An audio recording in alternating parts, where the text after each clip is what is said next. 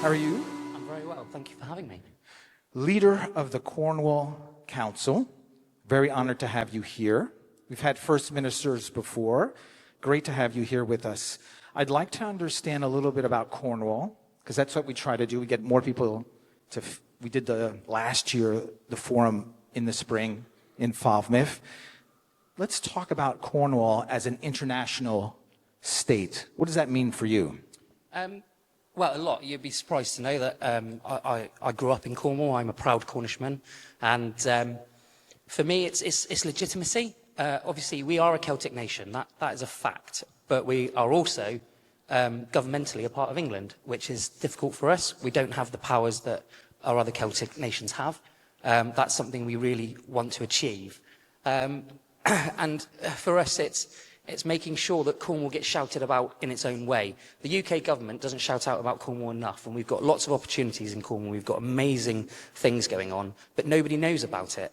So actually, it's my job as the leader of the council to go out there and make sure that everyone knows what's going on in Cornwall, and that we are actually a proud nation with massive cultural and heritage and all of that and everything in between. You know, we had our Part 3 status for our language Kernewek, given to us last year, which now actually puts our language on the same playing field as the other Celtic nations. And that, again, is one step closer to being a legitimate Celtic nation in the eyes of the world, not just in the eyes of our Celtic cousins. We're talking about Celtic nations. A few things are happening. What do you think that needs to be done more, maybe, on that front to say, you're making some progress? Obviously, Wales is Wales, Scotland is Scotland. You're not necessarily competing. But what are some of the little things that on a daily basis you're putting into the place to assure that people think about Cornwall differently and say, this is a Celtic nation. This is a player on the international stage. Last year now, at full council, we passed a motion to declare ourselves as the fifth nation of the United Kingdom, and that actually we will not accept any less. Obviously, in the English legislation, there is a devolution process going on now, and we have to work within that framework, which is not where we want to be, but it is where we are, and we have to ensure of that. And we fought very hard to ensure that we're not becoming a combined authority, that our devolution doesn't get watered down with other areas that aren't Cornwall, because we are a national minority, we are protected in that way, and it should remain that. And the government have listened and given us our own special status going forward, so when we become a strategic authority, we will have the ability to go and ask for more powers and rights from government, and hopefully that will mean that we then can operate much more effectively. Because at the minute, for Cornwall, I'm very conscious that when I come to things like this, and the Celtic Forum before, that I am a council leader. There are limits to the powers that Cornwall has compared to the other Celtic nations. So the way we have to operate is mainly through collaboration and just goodwill. And actually, I want to strengthen that into more formal things. So this is why I come to everything I can to make sure everybody knows what's going on in Cornwall. What are some of the challenges there for you to get where you want to get to on the political level, maybe on the local level? What challenges are you seeing? Well, the challenge is just recognition, people to accept it, to accept the fact that we are a nation. That's really difficult, particularly with the government. The government aren't interested in sort of making these big legislative changes that don't impact that many people. We are a population of 600,000, off in the far west of the nation, of the United Kingdom. So we're not a priority, and I accept that in some ways. But in other ways, it's a no-regret sort of policy for them, because we can be a great asset and partner to the government. Just give us the tools and we'll go into... I'm not asking you to do it for us. We'll do it ourselves. Just give us the tools and the abilities to do that. We've got amazing things happening in Cornwall. We opened the first UK geothermal centre in Cornwall, the UK's first. It's now powering 10,000 homes with clean energy. We are looking to do more through the UK Forge project. Critical minerals, you've talked about the geopolitical situation. Well, actually, for national security, we have got so much lithium under Cornwall, it is actually, quite frankly, ridiculous that we are not mining that at a more increased scale. But we need those things to happen, but they're not happening because they're not the focus isn't on Cornwall, where we can do it. We can deliver it all. Renewable energy, floating offshore wind. We've got amazing opportunities. The National Drone Hub is in Cornwall. We've got Goon Hilly Station. Our space sector is thriving. We were actually part of the monitoring of the Artemis project. You know, there is so much happening in Cornwall that I just don't think people know about. Well, let's talk about geopolitics a little bit, and I'd love your take on this. The role maybe of Cornwall, and you mentioned energy. Maybe let's explain that, go into detail in what you see happening that would be ideal right now for all of us. Well, what would be ideal is if we started our renewable energy initiatives about 30 years before we did. I find it quite baffling that people are against net zero when if we block a 20-mile wide piece of ocean, it basically stops the world energy production, and I think that's outrageous. And actually, we can do more of these things at home. And Cornwall is the place to do that. As I've talked about the geothermal. There is nowhere else in the UK that can produce the level of heat from geothermal that Cornwall can. There are other areas that can do it, but they can't do it as well as Cornwall. You know, we've got the floating offshore wind project in the Celtic Sea. That is something we just have to get on with. If we just get on with it, we'll be in a situation where if oil prices go through the roof, it won't affect us as much. We are so reliant on other nations and other organisations that we've lost our resilience in the United Kingdom as a whole, and Cornwall can just be one of those good partners that can help protect the entire United Kingdom, not just Cornwall itself. I think there's a trend in Celtic nations. We talk a lot about this stuff. Some actors have moved forward with it. Sometimes population is against it. I see that in Brittany. How can partnerships maybe assist in driving this, make it go a little bit faster on the renewable front? So again, it's that collaboration. It is better together, isn't it? That you're absolutely right. And particularly me with the Celtic nations and the Celtic Sea floating offshore wind project. Obviously, there's a lot going on in Cornwall, but there's a lot going on in Wales. But that doesn't mean we should be fighting against each other to who's going to get this licence and who's going to get that licence. We should work together, pool our resources, and make sure we deliver something that can benefit both the nations. And we can continue that out through the wider Celtic nations, particularly with Brittany and floating offshore wind. How do we utilise our ports more effectively between the Celtic nations? There are all of these things that we can do, and by working you know, it is as simple as that, better together. The more we pool our resources together, the more we work together, the more we will achieve than doing it, you know, 7 times on our own. You know, if that makes sense? Makes sense to me. I think it makes sense to us all. We need leadership. So I love your taking the lead on this.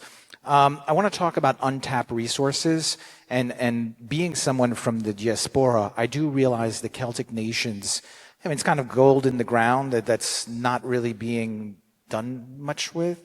Again, some leadership on your front here with the council and partners launching Global Cornish. Can you tell me what that is a little bit and why you're doing this? Yeah, so we launched Global Cornish last year in Westminster. We had around 200 people of the diaspora come and celebrate that launch with us. And it's about, so particularly for Cornwall, we took a view of what Global Scot had done, Global Welsh. Obviously, the Irish have been very good with their diaspora. There are 6 million Cornish-linked people throughout the globe. And that is a resource that we can tap. And it's through many different things, through cultural exchanges, inward investment, people that want to do good things for their home. It can improve tourism because people want to understand their ancestry. It's all of those things that are interlinked. And it's something that we as Cornwall haven't really focused on and should, because we've got a great story to tell.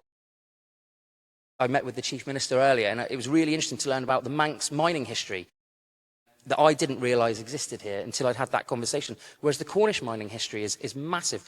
The World Pasty Championships, would you know where they are held? They are actually held in Mexico, because miners went to Mexico. You know, we've got Cornish miners in Argentina, Chile, Australia. We basically went and taught most of the world how to mine. And that is what Cornwall has achieved throughout history, and it's things that we can achieve again by bringing that back here to invest into Cornwall and invest into the wider world. I want to try one of those in Mexico. I think they call them empanadas now, but they're a little bit more spicy, maybe. On the diaspora front, I think one of the challenges, and we've seen this, is these regions sometimes are places that people come to retire. And our younger generation that are full of talent, are going to university and then they're working in other places. What do we do and they become our diaspora, great, and they come on vacations too. What do we do to help them stay at home, create businesses, build the next sustainable company, and add value right away, not whatever in 40 years when they retire? So it's skills for me. So Cornwall is, and I'm sure the other nations have a similar issues, is that we've got an ageing population. We're a great exporter of talent in Cornwall. Our young people leave to go to university, to get those skilled jobs that aren't available in Cornwall right now. So for me, it's really important that we are creating those skilled jobs. And as I said, we've got some amazing sectors that are emerging. We've also got our traditional sectors in fishing, farming, and tourism as well. And we need to make sure that we get our tourism right, make sure it's less extractive and more regenerative, and create a year-round economy, not just that seasonal summer 6-week season. And I think that, for me, is the most important thing, is that we create those skills.